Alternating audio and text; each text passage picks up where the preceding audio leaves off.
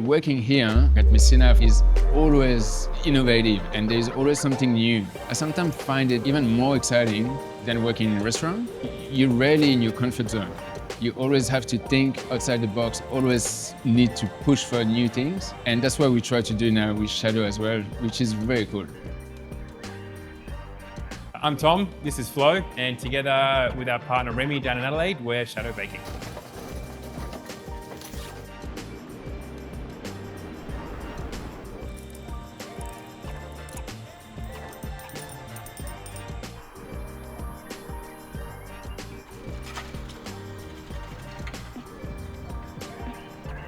Gelato Messina is a gelato shop in Australia. We have 34 stores in Australia, 2 in Hong Kong and 1 in Singapore. We also mill our own chocolate, we have our own dairy farm, we have our own restaurant down the front there.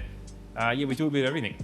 So, Gelato Messina obviously run out of the pasteurizers. The guys make tons of gelato here every week for all the stores. Shadow is a little bit further down. Alam's about to dump out focaccia. So in the morning we come in, there is one team going in the dough room. They laminate the dough and start shaping. So whenever we shape the pastry, we try to keep it nice and tight and then just gently roll it. We don't want to squash all the layers that we created.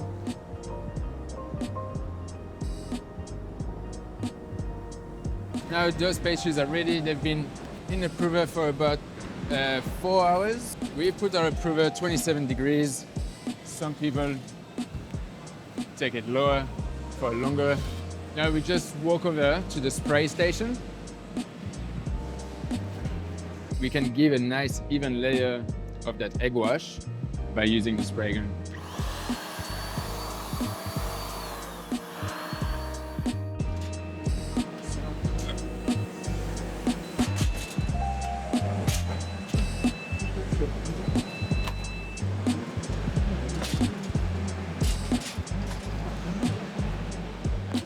And then on the other team, we start making all the custards and then shape all the brioche.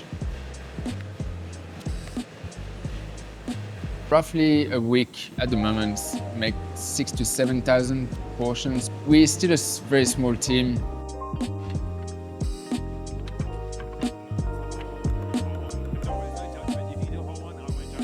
So yeah, some of the heavy hitters. The Milo caramel tart is a big one in winter. Finger bun pastries was very popular. We did a collaboration with Whittaker's. We had a honeycomb tart, sold really, really well. It would definitely be the blueberry cheesecake.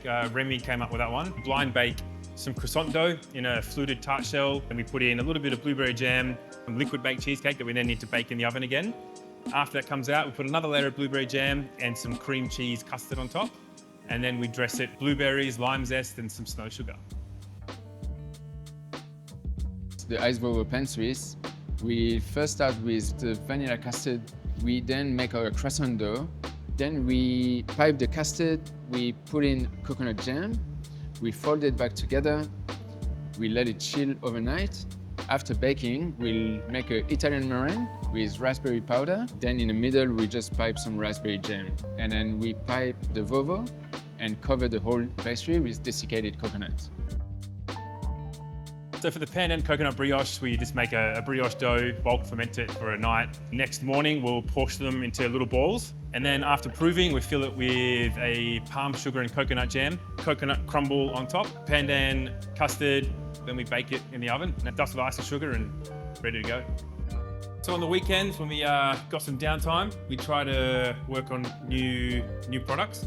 Flo's working on a couple of Christmas specials. We want to do 12 days of Christmas. Hopefully get a 100% success rate. Never really works out like that, but we'll try our hardest.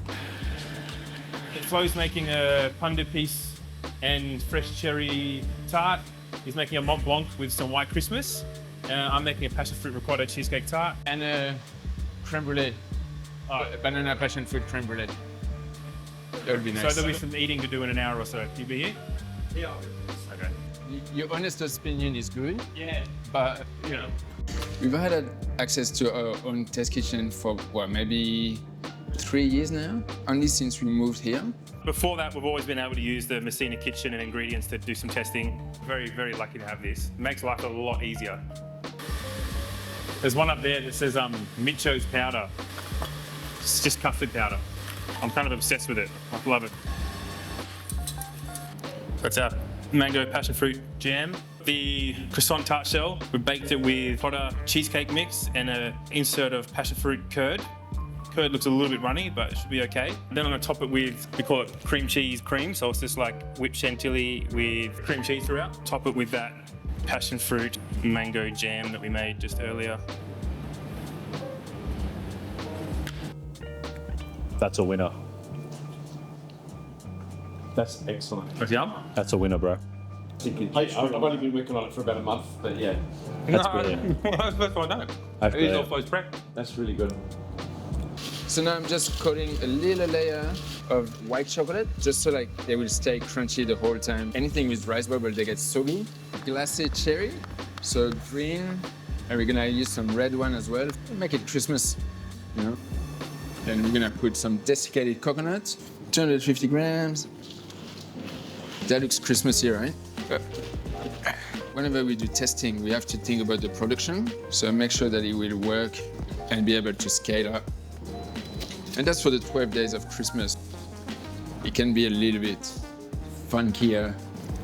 What we've got is our classic tart shell, blind baked, cherry jam at the bottom, a little layer diplomat,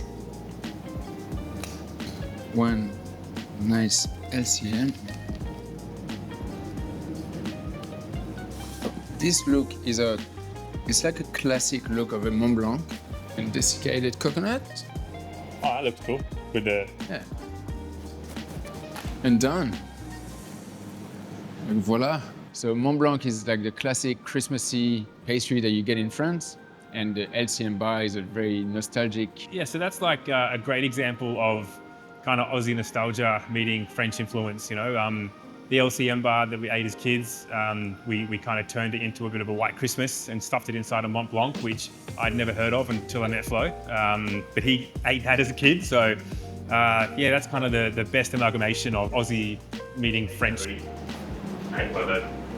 Oh, And how long will the rice bubbles stay crispy for? We coat it with chocolate, so yeah. That rice bubble thing's brilliant. Yeah, that's beautiful. I really like it. Wow. Thank you. Such a good idea. Here we got a base of croissant dough filled with pain d'épices frangipane. Then we're gonna pipe in cherry gel, pain d'épices diplomat, the cherries on top, and a little bit of crumble on top. It's no sugar on. there you go. It looks quite nice, cut in half like that. Who would like to try first, Nick? This is for Christmas, by the way. Fruit mint Christmas, yeah, and a lot of clove. Yeah. A lot of clove. Which I don't hate I don't hate it. for Christmas. Pain d'épices and cherry Danish, which needs a few more tweaks on it, but we'll get there in time for Christmas. So at the bottom, frangipane custard and caramelized banana, and now we bake it. Comes out nice and dark. This is vanilla creme brulee. So it's a dark vanilla creme brulee. The vanilla is from Tonga. It's called Hey Lila. It's a beautiful vanilla. We use 5-fold vanilla, so it's very, very strong. So we don't need to use a lot of it in there, but the vanilla we get from Hey Lila is great. It's fantastic. I'm going to go with a passion fruit curd, creme brulee mix.